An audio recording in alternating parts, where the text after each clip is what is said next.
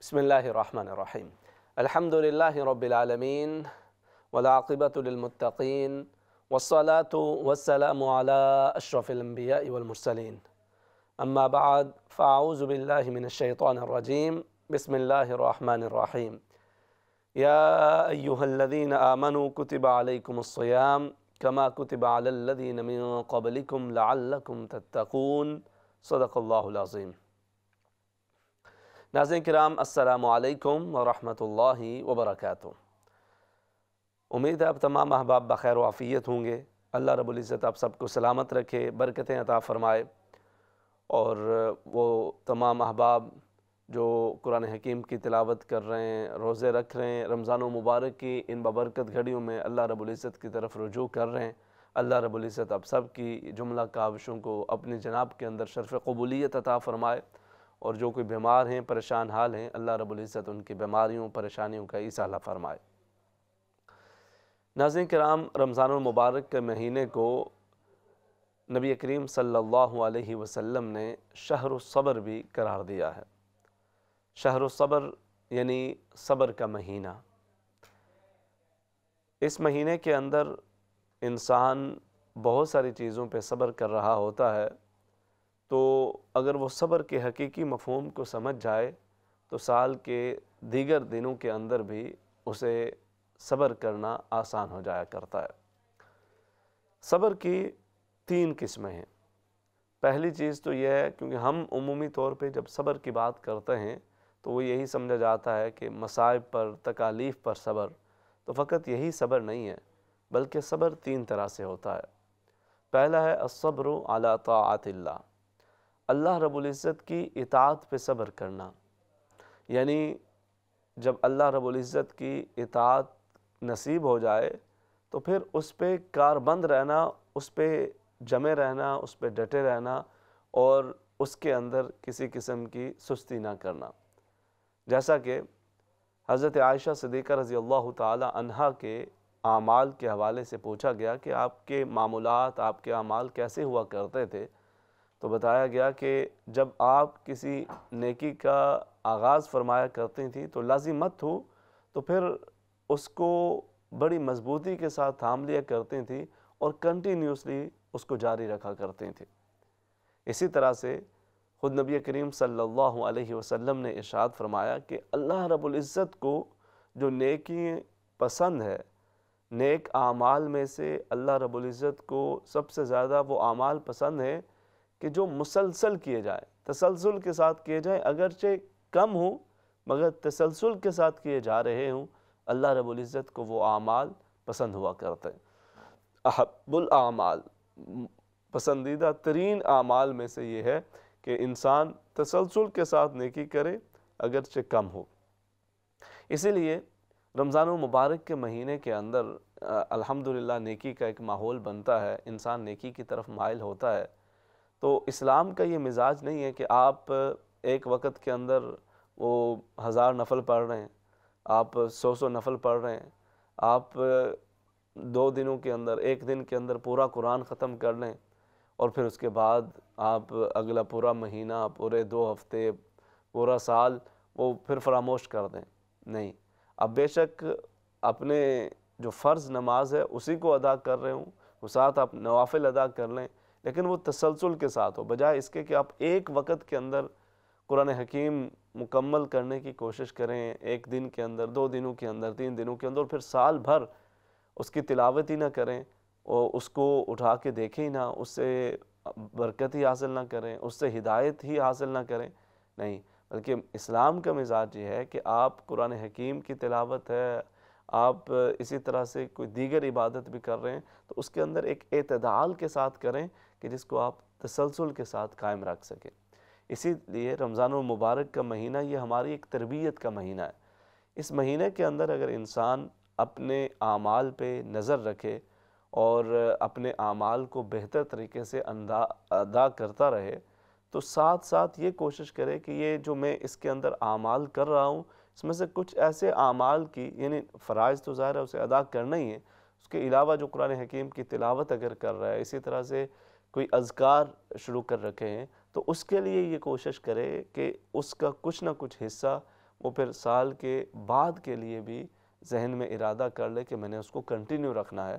تو یہ آپ کی اللہ رب العزت کی اطاعت کے اوپر یہ صبر، یہ بھی صبر کی ایک انتہائی اہم قسم ہے۔ صحابہ کرام رضوان اللہ تعالیٰ علیہ مجمعین جب اللہ رب العزت کے احکامات پہ عمل کرنا انہوں نے شروع کیا، بالکل آغاز اسلام کے اندر، تو انہیں ہر طرح کی اس حوالے سے چیلنجز کا سامنا کرنا پڑتا تھا،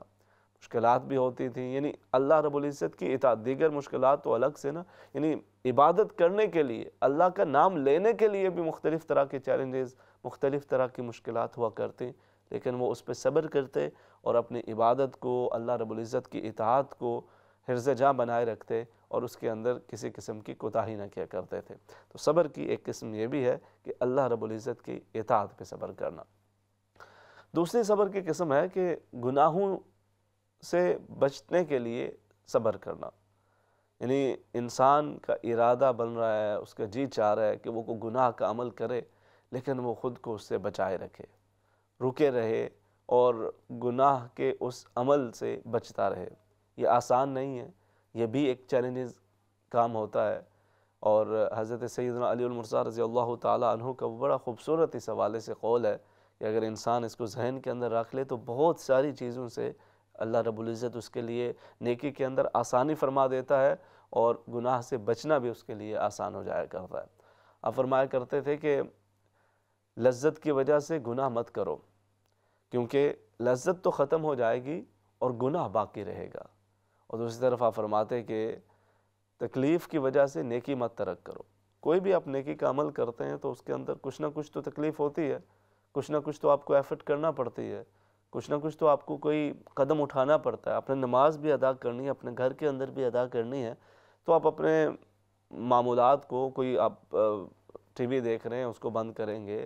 کوئی آپ سو رہے ہیں، آپ کو بیدار ہونا ہے، اٹھنا ہے، بستر کو چھوڑنا ہے، آپ کوئی گیم کھیل رہے ہیں، آپ کو اسے بند کرنا ہے، اٹھ کے وضو کرنا ہے، وضو کر کے نماز ادا کرنی ہے۔ اب یہ چھوٹے چھوٹے اگرچہ، لیکن وہ انسان کو یہ بوجھ محسوس ہوتا ہے، خاص طور پہ اگر کسی نیکی کی طرف وہ جا رہا ہے تو اس کو یہ بہت بڑا یہ محسوس ہوتا ہے کہ شاید مجھے کوئی اتنا بڑی ذمہ داری مجھ پہ آن پڑی ہے۔ تو اس کے بجائے انسان وہ اس وقت کی یہ جو چھوٹی سی تکلیف ہے اس کو برداشت کر لے، تو فرمایا کہ وہ تکلیف کی وجہ سے نیکی مت چھوڑے۔ کیوں؟ کیونکہ یہ تکلیف تو ختم ہو جائے گی مگر یہ نیکی اس کے نامہ اعمال کے اندر باقی رہ جائے گی۔ تو صبر کی ایک قسم یہ بھی ہے کہ انسان برائیوں سے بچتا رہے اور اس سے اجتناب کرے، تو اللہ رب العزت کے ہاں یہ عمل بھی بہت زیادہ قبولیت کا، اور یہ بھی ان صبر کی اقسام میں آ جاتا ہے کہ جن لوگوں سے اللہ رب العزت پھر محبت فرمایا کرتا ہے۔ نبی کریم صلی اللہ علیہ وسلم نے اس حوالے سے مختلف احادیث مبارکہ کے اندر یہ ذکر کیا کہ جو شخص گناہ کی آمادگی بھی ہو اور اس کے لیے آسانی بھی ہو، کسی قسم کی رکاوٹ بھی نہ ہو، پھر وہ اللہ کے خوف کی وجہ سے اس سے باز آ جائے، تو اللہ رب العزت اس کے گناہوں کو معاف فرماتا ہے اور اسے اپنے محبوب بندوں کے اندر شامل فرما لیا کرتا ہے۔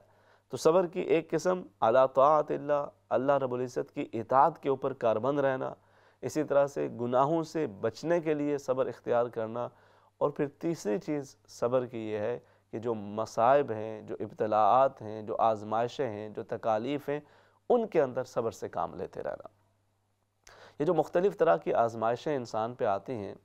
مختلف طرح کے ابتلاعات انسان پہ آتی ہیں، انسان یہ سمجھتا ہے کہ اس کی زندگی بغیر کسی پریشانی کے ہونی چاہیے، اس کی زندگی کے اندر بالکل کسی قسم کا کوئی پرابلم نہ ہو، کوئی پریشانی نہ ہو۔ اچھا، یہ بھی دو طرح کی چیزیں کہ یہ جو ہماری بے صبری ہوتی ہے یہ دو طرح کی ہے۔ ایک تو انسان جب مصائب و آلام کا شکار ہوتا ہے، ایک یہ چیز ہے، اور دوسری وہ چیز ہوتی ہے کہ جو ہم خود سے گھڑتے ہیں، یعنی ہمیں بہت ساری چیزوں کے اندر ایک बेसब्री किसी कैफियत, और ख़ास तौर पे आज के इस दौर के अंदर हर चीज़ हम फास्ट फ़ौरन चाहते हैं। यानी फास्ट फूड है, और इसी तरह से आप घर के अंदर कोई इंटरनेट है तो हम उसकी स्पीड चाहेंगे कि फ़ास्ट से फ़ास्ट हो। मोबाइल फ़ोन है तो उसका कनेक्शन जो फ़ास्ट से फ़ास्ट हो, कहीं पर भी उसके अंदर कोई मसला ना आ रहा हो। कहीं पर पहुंचना है तो वो जल्दी से जल्दी पहुंचें, फ़ौरन कोई ऐसी चीज़ ईजाद हो या ऐसा रास्ता इख्तियार करें कि फ़ौरन से फ़ौरन वहाँ पे पहुँचे। कोई मीटिंग है तो फ़ौरन से फ़ौरन उसको निमटाना है। कहीं पर यानी कोई भी चीज़ है तो हम हर चीज़ के अंदर हमें एक भाग दौड़ की सी कैफियत है, और ख़ास तौर पर आज के इस माहौल के अंदर हर चीज़ ने एक दौड़ लगाई हुई, एक दौड़ लगी हुई हर बंदे की। और ऐसा नहीं है कि कोई बहुत ज़रूरी कोई चीज़ है, बस एक दौड़ लगी हुई है। एक ऐसी दौड़ है कि जिसके अंदर सारे दौड़ रहे हैं और हम भी उसके अंदर दौड़ते चले जाते हैं, शौरी या लाशौरी तौर पर। तो इसलिए थोड़ी देर के लिए इंसान को सोचना चाहिए, शौरी तौर पे थोड़ी देर वो अपने मामलात के ऊपर अगर एक नज़र दौड़ाए तो बहुत सारी चीज़ों की वो इस्लाह कर सकता है। माहिरीन नफ्सियात इस हवाले से मुख्तलिफ़ चीज़ें कहते हैं कि आप ख़ुद को एग्ज़ामिन करें, आप कभी बैठ के सोचें और देखें, और उसको आप बेशक उसके लिए एक तहरीर करें अपने रूटीन को, तो उसके अंदर एक जो आपकी ये जो बेसुकूनी है वो कंट्रोल करने में आपको कुछ हेल्प मिलेगी। यानी ये कुछ चीज़ें हैं जिनको आप नोट करें। ऐसा तो नहीं होता कि आप हर वक्त गुस्से के अंदर रहते हैं, आपको बार बार गुस्सा आता है, आप छोटी छोटी बात पे आपको गुस्सा आ रहा है, बार बार गुस्सा आ रहा है, दिन में कितनी बार आपको गुस्सा आता है आप उसको नोट करें। और ख़ास तौर पर रमज़ान मुबारक के इस महीने के अंदर भी ये चीज़ आपको मज़ीद हेल्पफुल साबित होगी कि आप ये देखें कि रमज़ान के अंदर भी और इसके अलावा भी गुस्सा आपका इंक्रीज़ हो रहा है या आप उसको कंट्रोल कर पाते हैं और कम कर लेते हैं। तो ये बार बार गुस्सा आना, बहुत ज़्यादा गुस्सा आना, ये एक तरह से आपकी जो आपकी क़ुव्वत इरादी है उसको भी ये कमज़ोर करता चला जाता है, और वो जो एक शख्सियत के अंदर अखलाकी हुस्न होता है ये उसको कमज़ोर करता चला जाता है। तो एक ये चीज़ है, इसको फिर इस हवाले से भी बंदा देखे कि कितनी जल्दी उसे गुस्सा आता है, फिर देर से ख़त्म होता है, ये जल्दी गुस्सा आता है, जल्दी ख़त्म हो जाता है। तो गुस्से से रिलेटेड चीज़ें उनको भी वो इंसान देखे। इसी तरह से ये जो हर वक्त की जल्दी है, क्या ये हर वक्त जल्दी लगी रहती है? कोई भी चीज़ है उसके अंदर आप कह रहे हैं जी जल्दी जल्दी करें, जी जल्दी जल्दी करें, और है कुछ भी नहीं है, बस वैसे ही एक जल्दी जल्दी की एक इंसान को एक दौड़ लगी हुई है, बग़ैर किसी वजह के एक दौड़ लगी हुई है, ये जल्दी कर दो, वो जल्दी कर दो, और होना कुछ भी नहीं है। बहुत तेज़ी दिखा रहे हैं और कोई उसके अंदर किसी किस्म की ऐसी कोई नीड भी नहीं है, बस हरी हरी हरी और जल्दी जल्दी उसकी एक गर्दान है। तो अगर ये भी चीज़ है आपकी तबीयत के अंदर तो देखें हाउ ऑफ्टन,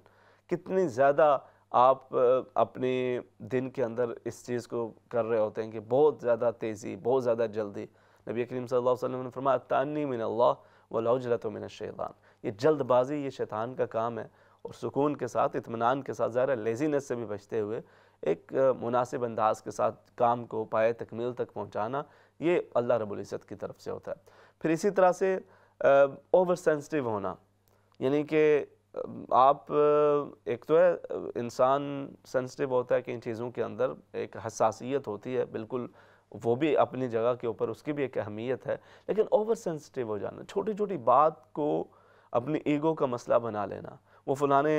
दो बंदे उन्होंने देखकर मेरी तरफ वो हंस के कोई बात की है तो मैं इतनी ज़्यादा हसासियत हो चुकी है कि मुझे पता नहीं है इन्होंने क्यों मेरी तरफ देख के हंसे, ज़रूर ये मेरे ख़िलाफ़ कोई ना कोई बात कर रहे हैं, ये मेरे ख़िलाफ़ कोई साजिश कर रहे हैं। कोई छोटी सी बात कोई कान में किसी के हवाले से पड़ गई तो उसके अंदर आपकी तबीयत बोझल हो गई, किसी ने आपको कोई बात कह दी वो बोझल हो गई, और वो बल्कि बसा औकात क्या है कि इतनी पुरानी पुरानी बातें वो जहन के अंदर रह जाती हैं कि वो इतना अरसा हो गया, मेरी सास ने ये कहा था, बहू ने ऐसा कर दिया था, भाई ने ये बात कह दी थी, बहन ने ये बात कह दी थी, कोलीग ने ये कह दिया था, वो इतनी पुरानी बातें वो भी जहन के अंदर रखना, और ये वो एक बोझ है कि जो इंसान फिर अपने ऊपर उठा के वो कित कदर उसको साथ लेके चलेगा। यानी आप एक गिलास है, आपका एक कप है, आप चाय पीते हैं, उस एक कप है, आप उसको कोई आपको महसूस नहीं होता, आप आराम से पीते हैं, रख देते हैं, लेकिन उसी कप को अगर आप 5 मिनट उठाना आपको पड़े कि मुसलसल आपने इसे उठाना है तो आपको अब थोड़ा सा बोझ महसूस होने लगेगा, और अगर हो कि इसको आपने चंद घंटे उठाना है तो आपको काफ़ी ज़्यादा बोझ महसूस होगा। اور اگر یہ ہو کہ آپ نے اس کو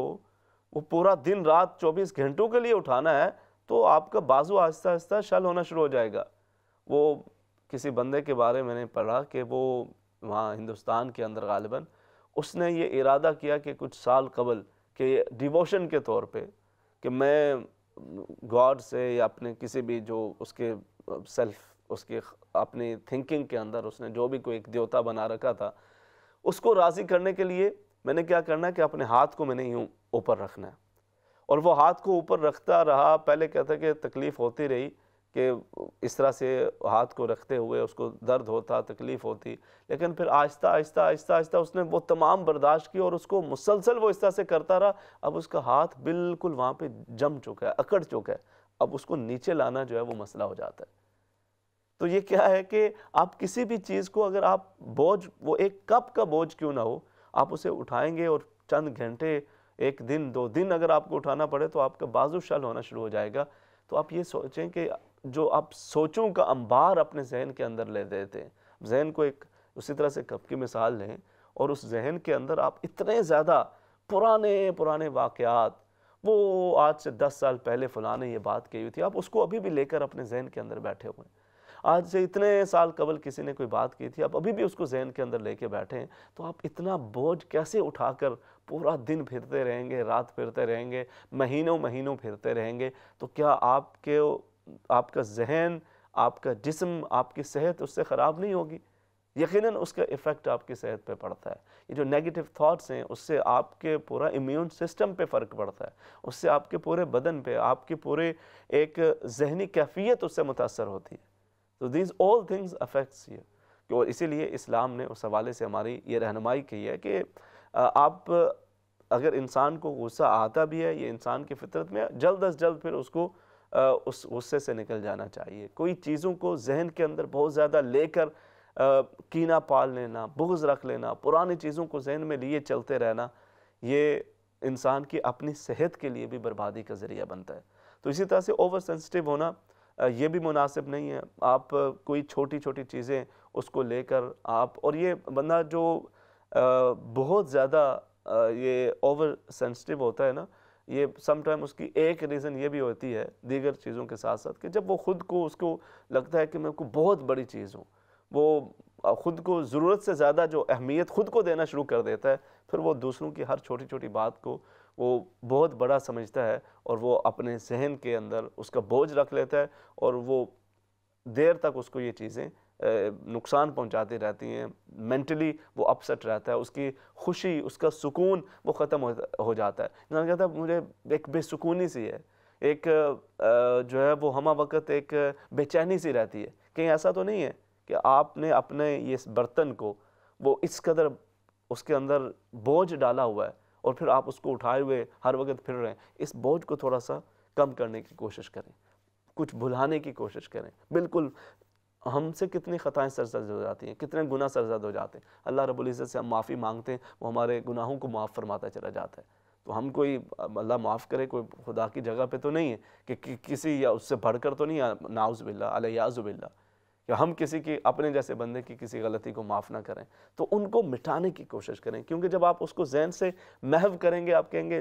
وقت گزر گیا، بات گزر گیا، اب اس سے کچھ حاصل نہیں ہونا، جو اس نے کرنا تھا وہ اس وقت کر دیا۔ اللہ کے نبیوں کو لوگوں نے تکلیفیں دی، بعد میں آ کر وہ نبی پاک صلی اللہ علیہ وسلم کے پاس آیا، اللہ کے حبیب کریم صلی اللہ علیہ وسلم نے انہیں معاف کر دیا، تو میں بھی اسے معاف کر دوں، اللہ کی رضا کی خاطر معاف کر دوں۔ اس نے معافی نہیں مانگی تو بھی میں اپنے دل سے اسے معاف کر رہا ہوں، معاف کر رہی ہوں، تو اس سے آپ کا اپنا بوجھ ہلکا ہو جائے گا۔ یہ جو آپ کی ہر وقت کی بے چینی ہے، چڑچڑاپن ہے، بے سکونی ہے، اس کے اندر کمی واقع ہوگی اور آپ کو ایک اندر کے ایک سکون وہ حاصل ہونے لگے گا۔ اسی طرح سے ایک اور چیز ہے جو آپ کی اس طبیعت کو، یہ تمام چیزیں یہ اس صبر کی کنڈیشن کے اندر آتی جاتی ہیں۔ ایک اور بے صبری کی کیفیت یہ ہوتی ہے کہ آپ غیر ضروری فروخت کرتے ہیں، خرید و فروخت کرتے ہیں۔ آپ مارکیٹ کے اندر گئے، آپ نے اپنے کچھ کپڑے خریدنے تھے، کوئی بچوں کے لیے آپ نے ایک جوڑا کسی کے لیے خریدنا تھا، مگر آپ وہ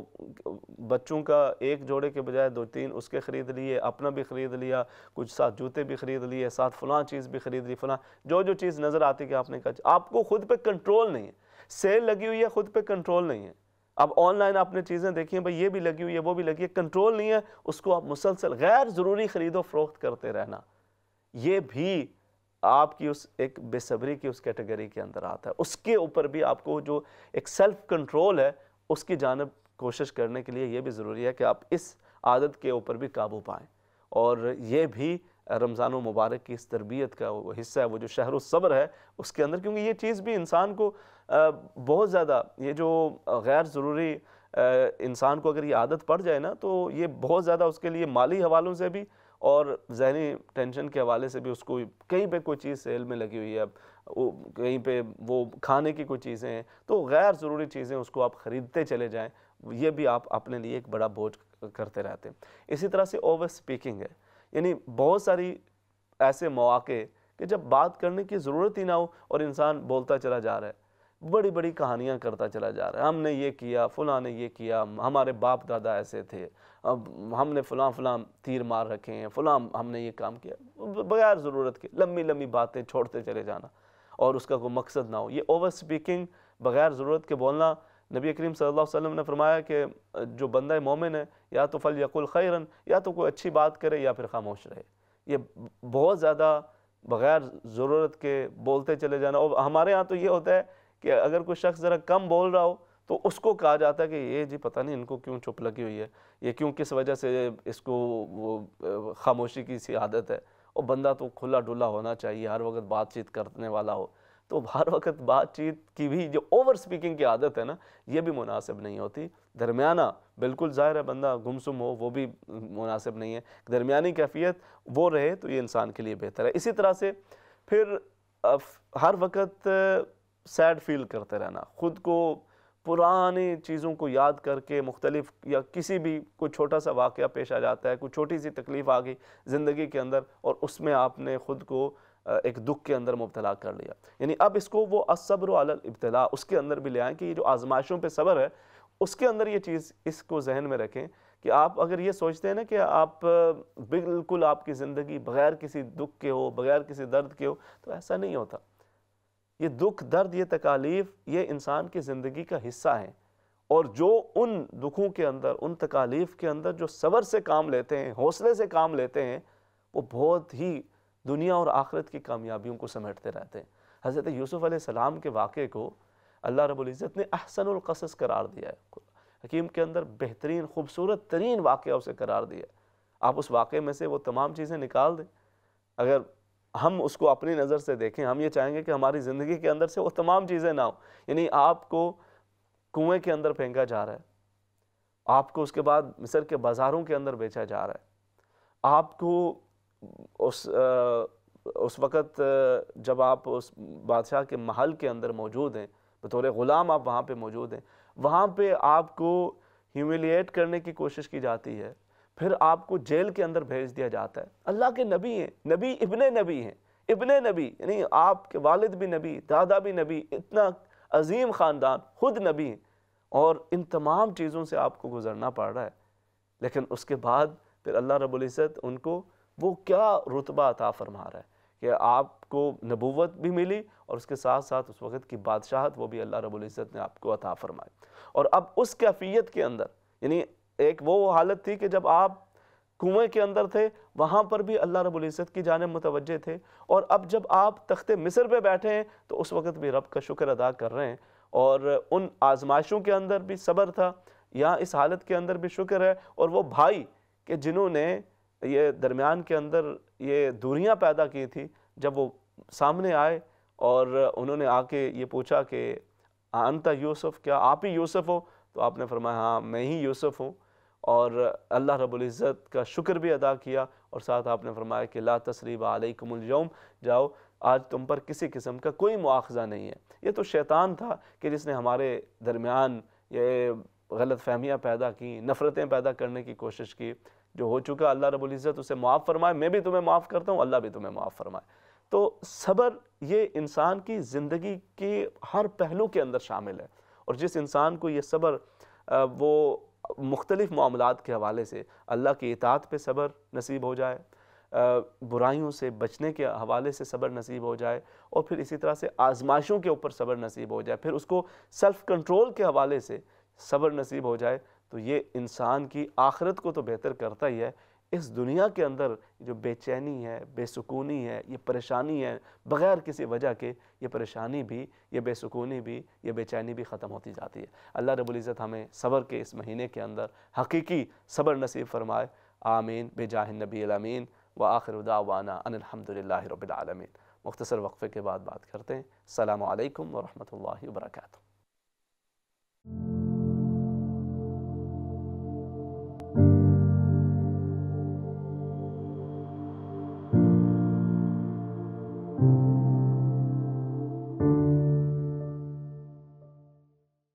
السلام علیکم ورحمۃ اللہ وبرکاتہ۔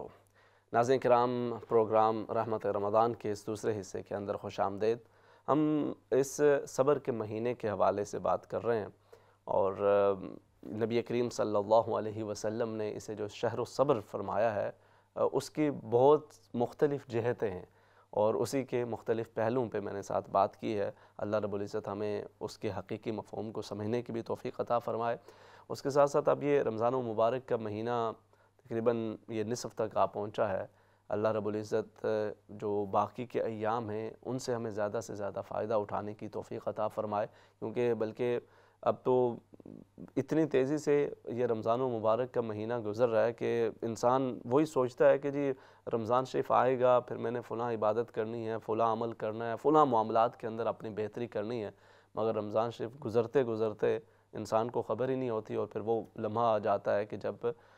رمضان شریف کی آخری گھڑیاں پہنچتی ہیں۔ تو جو لمحات میسر ہیں ہمیں ان سے فائدہ اٹھانا چاہیے۔ اللہ رب العزت ہمیں زیادہ سے زیادہ اس سے فائدہ اٹھانا نصیب بھی فرمائے۔ مزید میں عرض کرتا ہوں، کالر ہیں انہیں ساتھ شامل کر لیتے ہیں۔ جی السلام علیکم۔ وعلیکم السلام امام صاحب، آپ کیسے ہیں؟ ٹھیک ہے جی اللہ کریم و کرم، الحمدللہ۔ جی آپ ٹھیک ہیں؟ اللہ کا شکر ہے۔ جی میں نے سوال یہ کرنا تھا جی کہ رمضان کے آخری عشرے میں کون سی عبادت کرنی چاہیے؟ ٹھیک ہے۔ اور میرا دوسرا یہ سوال تھا کہ 11 سال کے بچے نے روزہ رکھا ہو جی اور دن کے کوئی 10 بجے کے قریب بہت زیادہ پیاس کی وجہ سے اس نے پانی پی لیا، ٹھیک ہے۔ تو کیا اس کا کفارہ ہے؟ کیا 60 روزے ماں کے ذمہ ہوں گے؟ میں انشاءاللہ عرض کرتا ہوں۔ جی آپ دیکھیں، اللہ رب العزت خیر فرمائے۔ ٹھیک ہے جی، بہت شکریہ آپ شامل ہوئی ہیں، جزاکم اللہ خیرا، احسن الجزا۔ نیکسٹ کالر ہیں، انہیں ساتھ شامل کر لیتے ہیں۔ جی السلام علیکم۔ وعلیکم السلام ورحمۃ اللہ وبرکاتہ۔ امام صاحب، آپ نے جس طرح کہا کہ حضرت یوسف علیہ السلام ایک بہترین قصہ ہے، تو سب اتنا زیادہ توکل اللہ تعالیٰ کے اوپر، اتنا زیادہ توکل ان کا تھا جی کہ ہم لوگوں میں آج کل مطلب تھوڑا سا بھی کوئی 1% بھی توکل اس طرح کا ہم کرتے ہیں، اتنے جس طرح آپ نے کہا کہ اتنے جذباتی ہو جاتے ہیں۔ اور ایک میرا مقصد کبھی نہیں ہوتا کہ میں کوئی نیگیٹیوٹی میں پھیلاؤں، بلکہ پازیٹیو چیزیں لانے کے لیے میں ہمیشہ کال کرتی ہوں، اور صرف یہ کہنا چاہتی ہوں رمضان کے حوالے سے کہ کیا رمضان کا مقصد یہ ہے کہ ہم زیادہ سے زیادہ اپنے آپ کو انٹرٹین کریں افطاری کے ٹائم، یا زیادہ بڑی بڑی فیسٹ یا افطاری کا اہتمام کریں، یا عید پر بہت اچھے کپڑے بنا لیں، یا پھر تقویٰ اختیار کرنے کا نام اور زیادہ سے زیادہ نیکیاں اور زیادہ سے زیادہ اللہ کے کا قرب، اللہ تعالیٰ کی عبادت کو زیادہ سے زیادہ ہمیں دوسروں کو بھی اور اپنے آپ کو بھی زیادہ سے زیادہ جو ہے وہ نیکیاں کرنے کا اس مہینے میں، اس کے اوپر تھوڑا سا روشنی ڈالیں آپ پلیز۔ بالکل ٹھیک ہے، میں انشاءاللہ عرض کرتا ہوں۔ ویسے آپ جب سے پاکستان سے آپ واپس آئی ہیں نا، تو اس کے بعد واقعی آپ کی ماشاءاللہ کالز کے جو ہے نا وہ انداز میں بھی بڑا فرق ہے۔ اللہ رب العزت آپ کو برکتیں عطا فرمائے، اور اللہ رب العزت آپ کے لیے ہر طرح کی آسانیاں فرمائے۔ مسز طاہر، بالکل آپ اچھے، ظاہر ہے جو سوسائٹی کے مختلف پہلو ہیں ان کے اوپر بات کر رہی ہوتی ہیں۔ اللہ رب العزت آپ کو ہر طرح کی برکات اور آسانیاں عطا فرمائے۔ اچھا، میں اس میں عرض کر رہا تھا، آپ کے اسی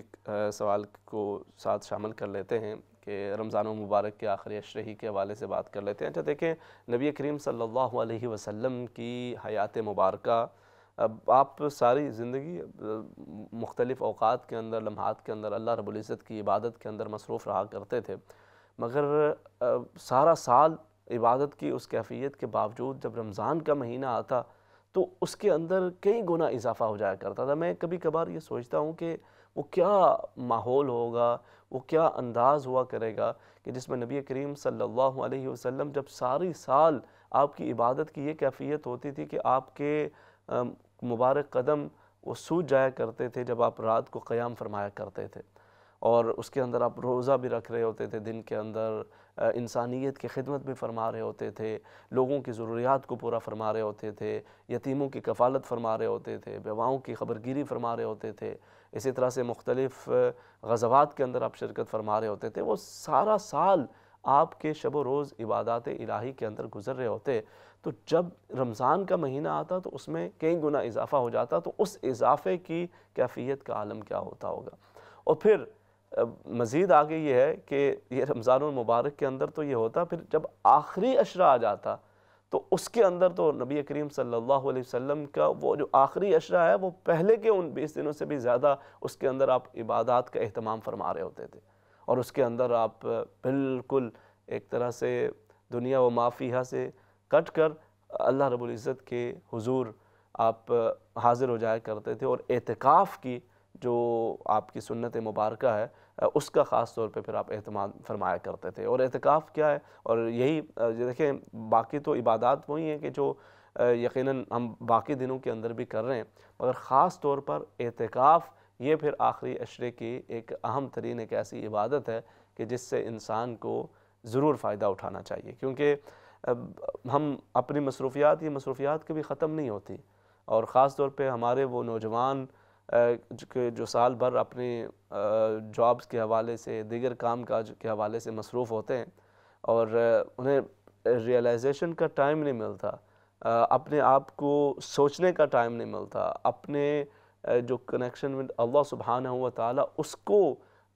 دیکھنے، سمجھنے، سوچنے کا وقت نہیں ملتا۔ اب انہیں چاہیے کہ خصوصی طور پہ کوشش کریں کہ رمضان کے مہینے کے اندر وقت نکال کر اعتکاف بیٹھ جائیں۔ اب 10 دن مسجد کے اندر ہونے کے اندر اور ایسی جگہ پہ بیٹھیں، بلکہ اعتکاف بھی اگر ممکن ہو سکے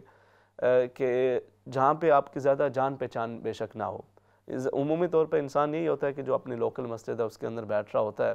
لیکن اس کے اندر بھی اگر ایسے کونے میں آپ ایک سائڈ پہ بیٹھنے کی کوشش کریں اگر پاسبل ہو کہ جس کے اندر زیادہ انٹریکشن نہ ہو، کیونکہ ابھی آج کل ہمارے اعتکاف کا بھی مسئلہ بن چکا ہے، یعنی اعتکاف کے اندر بھی کوئی اس طرح کے ماحول، اور وہاں پہ بھی پھر مختلف طرح کی ہماری تنظیمیں ہیں نا کہ جو وہ اپنے انداز کے ساتھ لوگوں کی اصلاح کی ایک کوشش کرتے ہیں، تو وہاں پہ بھی ایک میلہ اس طرح کی کیفیت بن جاتی ہے۔ وہاں پہ تو انسان ایک اپنی جو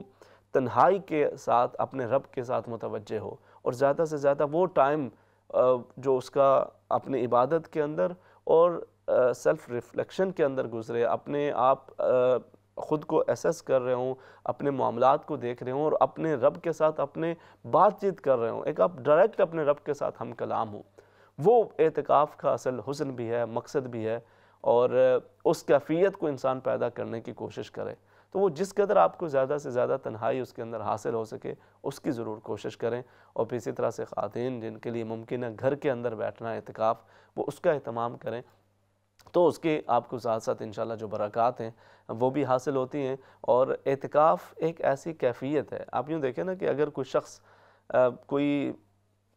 کنجوس بھی ہو اور کوئی شخص اس کے دروازے پہ جا کے بیٹھ جاتا ہے اور وہ کہتا ہے جی میں نے اس وقت تک نہیں جانا جب تک آپ مجھے کچھ نہ کچھ دیں گے نہیں، تو وہ بے شک گھنٹوں وہاں پہ بیٹھا رہے، اس کو کچھ نہ ملے، 1 دن 2 دن 3 دن وہ بس بیٹھا رہا ہے، آخر وہ بندہ کہے گا بھائی میرے یہ لو اور یہاں سے چلے جاؤ، یعنی کچھ نہ کچھ اسے بغیر کسی تشبیہ کے۔ یہ تو میں کہہ رہا ہوں نا کہ کنجوس سے کنجوس شخص بھی ہو تو اس کی یہ کیفیت ہوتی ہے، بغیر کسی تشبیہ کے، بلا تشبیہ بلا تشبیہ بلا تشبیہ، وہ رب تعالیٰ کہ جو علی کل شیء قدیر ہے، وہ رب تعالیٰ کہ جو ساری کائنات کو تخلیق فرمانے والا ہے، وہ رب تعالیٰ کہ جو رب العالمین ہے، ساری کائنات کو پالنے والا ہے، وہ رب تعالیٰ کہ جو غفار بھی ہے، رحمان بھی ہے، رحیم بھی ہے اور کریم بھی ہے، وہ رب تعالیٰ جب اپنے بندے کو اپنی بارگاہ میں بیٹھے دیکھے گا اور جب بندہ اس کی جانب متوجہ ہوگا اور کہے گا کہ باری تعالیٰ تو ہی ہے، تیری دربار میں آ کے بیٹھ گیا ہوں، یہاں سے میں نے خالی جھولی واپس نہیں جانا، الہ العالمین تو اپنے رحم و کرم کی برکھا مجھ پہ برسا دے، میرے گناہوں کی بخشش فرما دے، میرے ساتھ اپنے رحم کا معاملہ فرما دے، میرے مصائب و آلام کے اندر میرے لیے سکون کی شمع روشن فرما دے۔ تو یقین کیجئے کہ وہ رب تعالیٰ انسان کی طرف اس طرح سے متوجہ ہوتا ہے اور اس کے لیے اس طرح سے رحم و کرم کا معاملہ فرماتا ہے کہ انسان اس کو اپنی زندگی کے اندر محسوس کرتا ہے۔ میں ہمیشہ یہ کہا کرتا ہوں کہ جب آپ اس یقین کامل کے ساتھ اپنے رب کی طرف متوجہ ہوتے ہیں اور اپنے معاملات اپنے رب کے سپرد کر دیا کرتے ہیں، تو یہ نہیں ہوتا کہ آپ کی وہ پریشانیاں کو ختم ہو جائیں، یہ کوئی ضروری نہیں ہے کہ وہ جو آپ کی زندگی کے اندر جو چیلنجز ہیں وہ ختم ہو جائیں،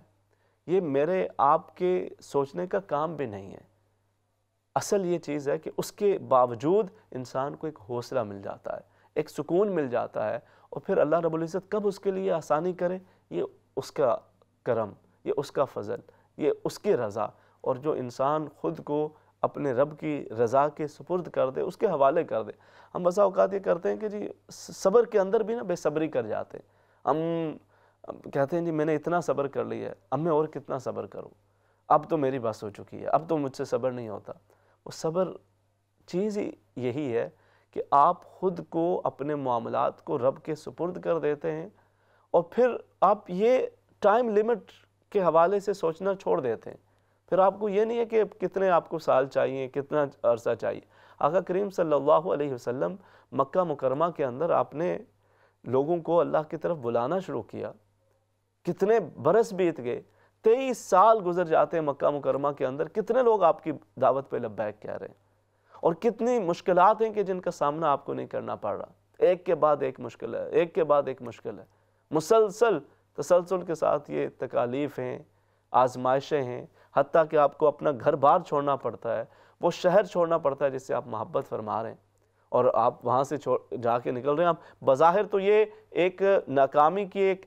انتہا نظر آتی ہے، یا مایوسی کی ایک انتہا نظر آتی ہے کہ اب تو اپنا شہر بھی چھوڑنا پڑ رہا ہے، اپنا گھر بار بھی چھوڑنا پڑ رہا ہے، لیکن اسی کے اندر اللہ رب العزت انسان کے لیے خیر فرما دیتا ہے۔ وہی جو آقا کریم صلی اللہ علیہ وسلم نے ہجرت فرمائی ہے، تو پھر اس کے بعد کس طرح سے راستے کھلے، کس طرح سے یہ اسلام کا پیغام عام ہوتا چلا گیا۔ تو اللہ رب العزت ارشاد فرماتا ہے کہ ہو سکتا ہے جس چیز کو تم ناپسند سمجھ رہے ہو، ناپسند کر رہے ہو،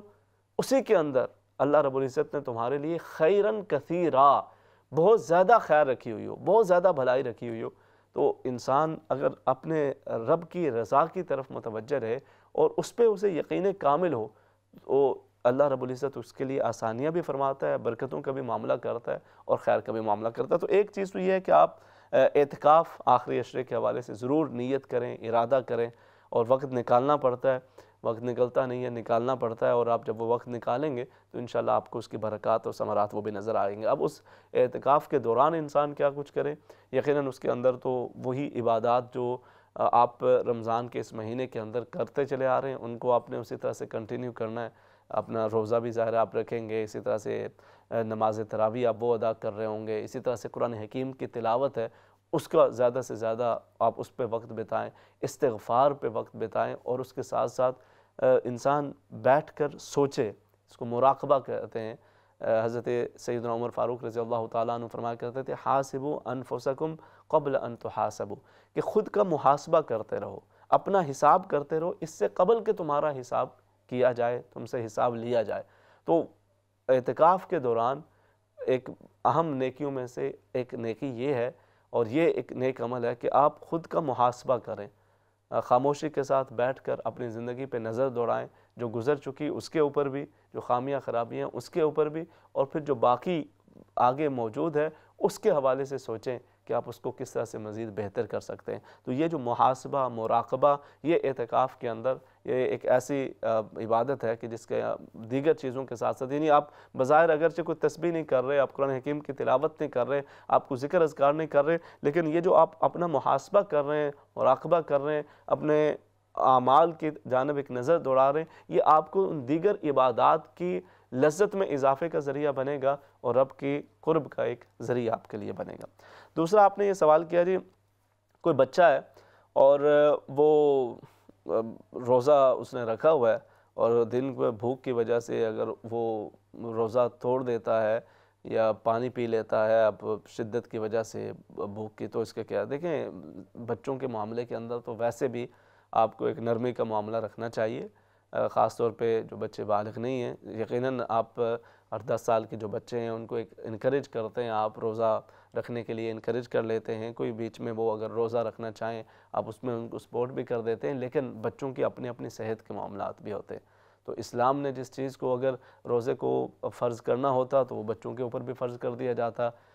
اللہ رب العزت کے ہر حکم کی ایک حکمت ہے، اور اسی طرح سے جس طرح سے وہ حکم ہے انسان اس پہ عمل کرے تو اس کے لیے آسانی ہو جاتی ہے۔ تو آپ اس چیز کی جانب توجہ رکھیں کہ اگر بچے کی صحت اجازت نہیں دے رہی تو اس کو مجبور نہ کریں ایک چیز، اور اگر اس نے روزہ رکھا ہوا ہے اب اسے بھوک لگی ہوئی ہے، تکلیف محسوس ہو رہی ہے، تو یہ نہ کریں اس کو کہ نہیں نہیں بیٹے تم نے اب روزہ تم نہیں توڑ سکتے، اب نہیں چھوڑ سکتے، تمہیں اسے پورا کرنا ہے، لازمی اس کو زبردستی ایسا نہیں کریں، کیونکہ اس کے اوپر تو وہ فرض ہی نہیں ہے، اور آپ اس کو اس کام کے لیے اللہ رب العزت بندے پہ وہ بوجھ نہیں ڈالتا جو وہ نہیں اٹھا سکتا، لا یکلف اللہ نفسا الا وسعہا، تو ہم کیوں بچوں پہ وہ بوجھ ڈالیں جو وہ نہیں اٹھا سکتے، اور خاص طور پہ جو چھوٹے بچے میں ان کی بات کر رہا ہوں ظاہر ہے، تو آپ ان بچوں کو ان کا شوق ہوتا ہے، بچے روزہ رکھ بھی لیتے ہیں، مگر سم ٹائم یہ ہوتا ہے کہ پھر والدین اس حوالے سے ذرا شدت اختیار کر لیتے ہیں کہ نہیں اب تمہیں اسے لازماً پورا کرنا ہے، وہ تکلیف کے اندر ہو تو بھی اسے لازماً کرنے کی بات کرتے ہیں۔ تو ایسا نہیں ہے، اگر بچے نے پانی پی لیا ہے اور کھا پی لیا ہے تو اس پہ کسی قسم کا نہ تو کفارہ ماں پہ ہے نہ بچے پہ کسی قسم کا کفارہ ہے، نہ ہی اس کے اوپر کوئی قضا لازم ہے۔ اس کی وجہ یہ ہے کہ اس کے ذمہ یہ روزہ ہے ہی نہیں ہے، وہ تو ایک اپنے اس آپ کے اس تربیت کی وجہ سے، اس ماحول کی وجہ سے وہ روزہ رکھ رہا ہے، تو وہی اس کا عمل اس کے لیے کافی ہے۔ ہاں اس کو آپ انکریج کر دیں، نیکسٹ ٹائم جب وہ روزہ رکھے اس کے لیے مزید آسانی ہو جائے گی۔ اگر ابھی اس نے 10 بجے اس کے لیے 10 بجے تک بھوکا رہنا مشکل ہو گیا تھا، اگلی بار وہ 11 تک، 12 تک، 2 تک ہو جائے گا، پھر 4 تک ہو جائے گا، پھر 7 تک چلا جائے گا، 8 تک چلا جائے گا، اس طرح سے اس کے لیے مزید آسانی ہو جائے گی، مگر ایسا نہیں ہے کہ آپ اس کو مجبور کریں، یا پھر وہ روزہ توڑ دیا ہے اس نے تو اس کے اوپر کسی قسم کا کوئی کفارہ ہوگا۔ دوسرا مسز طاہر آپ نے 2 چیزیں کی تھیں بات، ایک تو آپ نے توکل کے حوالے سے بات کی، اور دوسرا روزوں کے اس مقصد اور تقویٰ کے حوالے سے بات کی۔ میں ان دونوں حوالوں سے تھوڑی چیز جو ہے وہ اس کے اندر ایڈ کر لیتا ہوں۔ ایک تو یقیناً یہ توکل، اللہ کی ذات پہ بھروسہ،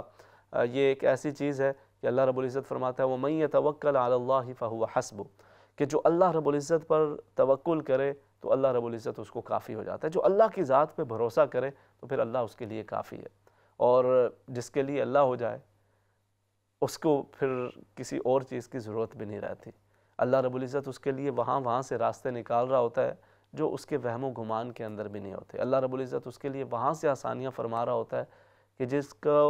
اس کے وہم و گمان کے اندر بھی وہ چیز نہیں گزری ہوتی، اللہ رب العزت اس کے لیے وہ آسانی فرما دیتا ہے۔ تو اسی وجہ سے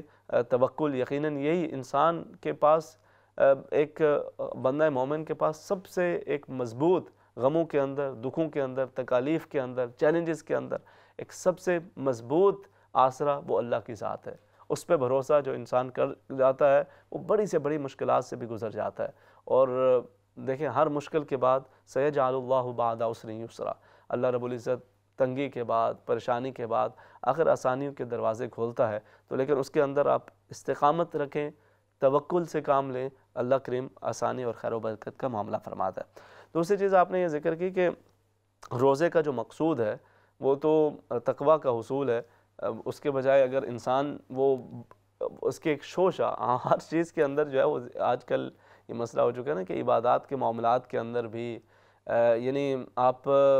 ہر عبادت کے اندر ایک کمرشل ٹائپ چیزیں جو ہے نا وہ بھی اس کے اندر آ چکی ہیں، تو روزوں کے معاملات کے اندر بھی مختلف طرح کی شوشہ وہ شامل ہو جاتی ہیں۔ اسی طرح سے حرمین طیبین کی حاضری ہے، اس کے اندر بھی وہ ایک شوشہ کسی ایک معاملات بسا اوقات وہ آ جاتے ہیں، اور اللہ رب العزت ہم سب کے لیے آسانیاں فرمائے، لیکن ہر چیز کا جو ایک وہ تقدس جو اس کی روحانیت ہے، یقیناً وہ اگر اس میں سے نکل جائے، اس کی روح نکل جائے، اور ہم ہر وقت مختلف طرح کی شوشہ میں ہی پڑے رہیں، جی اب میں اس جگہ پہ ہوں، اب میں اس جگہ پہ ہوں، اب یہ ہو رہا ہے، اب یہ ہو رہا ہے، اب میں اس کو مسجد نبوی کے اندر بھی، بیت اللہ شریف کے اندر بھی اگر یہی چیز چلتی رہے تو پھر وہ انسان اس کے جو اس جگہ کا جو ایک تقدس ہے، اس کی جو برکات ہیں، اس سے وہ محروم ہو جاتا ہے۔ آپ مختلف طریقوں سے آپ اللہ کا پیغام پہنچائیں، وہ ایک طریقہ کار ہو سکتا ہے اگر آپ وہ کر سکتے ہیں، ورنہ اس کے بجائے اگر آپ جو ہے وہ ایک ولاگنگ ہی کریں اور وہ بھی آپ اس بابکر برکت مقام کے اوپر پہنچ کر وہاں پر بھی اگر وہی انسان اسی کے اندر ہی مصروف رہے، ایک تو ہے کہ کسی کی وہ جاب کا ایک حصہ بن چکا ہے، اس کے وہی کام کا ایک حصہ بن چکا ہے، دوسرا یہ ہے کہ ہم وہاں پہ جاتے ہیں عمرہ کے لیے، عبادت کے حصول کے لیے جاتے ہیں، لیکن ہم دوسری طرف اس کام کے اندر مصروف رہتے ہیں کہ ہم زیادہ سے زیادہ دوسروں کو آگاہ کر رہے ہیں ان چیزوں کے۔ تو وہ جس چیز کی طرف آپ نے اشارہ کیا ہے کہ چیزوں کی جو حقیقت ہے وہ ختم ہوتی چلی جا رہی ہے، اور شوشہ ٹائپ معاملات جو ہیں وہ زیادہ ہو جاتے ہیں۔ روزوں کے حوالے سے بھی بہت ساری چیزوں میں اس میں یہی ہوتا ہے کہ اصل تو روزے کا جو مقصد ہے وہ یہی ہے کہ آپ اللہ کی رضا کی خاطر آپ روزہ رکھیں بھی، اسی طرح سے جو آپ افطار کرواتے ہیں کسی کو، اس کے اندر بھی یہی چیز ہوتی ہے کہ آپ عبادت، کسی کو روزہ کھلوانے کا مقصد ہے کہ آپ اس کا اجر، اس کا ثواب اللہ رب العزت آپ کو بھی عطا فرما رہا ہوتا ہے، اس کے نبی کریم صلی اللہ علیہ وسلم نے اس کے فضائل بیان کیے، لیکن اس کے اندر بھی اگر یہ چیز شامل ہو جائے کہ وہاں پر اس طرح کی، یعنی جس کو وہ جو لفظ آپ نے استعمال کیا کہ پارٹی ٹائپ چیزیں ہو جاتی ہیں نا، تو اس کے اندر اس قدر اسراف کرنا شروع کر دینا، تو وہ اس سے انسان کو بہرحال اجتناب کرنا چاہیے۔ آپ ایک افطار کا اہتمام کرتے ہیں، اپنے عزیز و اقارب کو بلاتے ہیں، دوست احباب کو بلاتے ہیں، ایک اعتدال کا راستہ اختیار کرتے ہیں، تو اس میں کوئی ممانعت بھی نہیں ہے، لیکن اس کے اندر بہت زیادہ اسراف کرنا، بے جا تصنع کرنا، بے جا تکلف کرنا، اور اس کو روزے کی ایک روایت کا یا روزے کا ایک مقصود سمجھ لینا، یہ بھی مناسب نہیں ہے۔ آج کل تو سوشل میڈیا کے حوالے سے بھی بہت سارے جو مختلف سٹارز بنے ہوتے ہیں، ان کے اندر بھی وہ اس طرح کی چیزوں کو روزے کے حوالے سے، افطار کے حوالے سے، سحر کے حوالے سے، دوران روزہ کچھ معمولات کے حوالے سے، اس طرح کی چیزیں وہ اس کو شو کر رہے ہوتے ہیں کہ پھر وہ جو ینگسٹرز ہیں ان کے ذہن کے اندر یہ آتا ہے کہ روزے کا وہ جو مقصود ہے تزکیہ، تقوی، وہ بہائنڈ چلا جاتا ہے، اور یہ اس طرح کے جو شوشہ ٹائپ مختلف معاملات ہیں وہ آگے آ جاتے ہیں۔ اللہ رب العزت ہمیں اس کی سمجھ کی توفیق عطا فرمائے اور ہمارے لیے آسانیاں فرمائے، اور جو عبادات ہیں ان کو اس کی روح کے مطابق اللہ رب العزت ہمیں سمجھنا نصیب فرمائے۔ ناظرین کرام، ہم اس پروگرام کے بالکل اختتام پہ آ پہنچے ہیں۔ نبی کریم صلی اللہ علیہ وسلم نے جو صبر کے حوالے سے جو تلقین فرمائی ہے، اس پہ ہم نے آج مختلف گفتگو کی تھی، اور بالکل اسی کا میں خلاصہ ایک مرتبہ پھر آخر میں آپ سے عرض کرتا چلوں کہ صبر تین طرح سے ہے۔ ایک صبر ہے اللہ رب العزت کی اطاعت پر، کہ جو اطاعت آپ کو نصیب ہو رہی ہے، جو آپ نیکی کا کام کر رہے ہیں اس کو کنٹینیو رکھنا، اس کے اندر رکاوٹ کوئی آنے کی کوشش بھی کرے، وہ شیطان کی طرف سے ہو، دیگر چیزوں کی طرف سے ہو، نفس انسان کو سستی کریٹ کر رہا ہو، آپ اس کو بالکل اگنور کرتے ہوئے اپنی اس عبادت کے اوپر قائم رہیں اور اس کو تسلسل کے ساتھ جاری رکھیں۔ دوسرا ہے کہ معصیت سے صبر، یہ خدا کی نافرمانی کا جی چاہ رہا ہے، اس طرف انسان کے قدم اٹھ رہے ہیں، تو وہاں سے رکنا، وہاں سے بچنا اور اس کے اوپر خود کو کنٹرول کرنا، یہ صبر، یہ بھی اللہ رب العزت کو محبوب ہے۔ صبر کی تیسری چیز ہے ابتلاءات کے اندر، آزمائشوں کے اندر صبر کرنا، غصے کے حوالے سے صبر کرنا، سیلف کنٹرول کرنا، یہ تمام چیزیں یہ بھی انہی چیزوں میں سے ہیں جو اس دین کا مقصود بھی ہے، اور یہ مہینہ صبر کا مہینہ ہے۔ اللہ رب العزت اس مہینے کے اندر ہمیں ہر طرح کے یہ جو صبر کی اقسام ہیں ان کو سمجھنے اور اس پر عمل پیرا ہونے کی توفیق عطا فرمائے۔ اسی کے ساتھ ساتھ صبر وہ بھی ہے کہ جو اپنے عزیز و اقارب جن کا انتقال ہو جاتا ہے، مرحومین، ان کے حوالے سے صبر کرنا اور اللہ کی رضا پہ راضی رہنا، یہ بھی اس کا ایک مقصد ہے۔ اللہ رب العزت ہمیں وہ بھی نصیب فرمائے، اور رمضان کی جو باقی ایام باقی ہیں، اللہ رب العزت ان سے ہمیں زیادہ سے زیادہ فائدہ اٹھانا نصیب فرمائے۔ آمین بجاہ النبی الامین۔ انشاءاللہ تھوڑی دیر بعد آپ سے پھر ملاقات ہوتی ہے۔ السلام علیکم ورحمۃ اللہ وبرکاتہ۔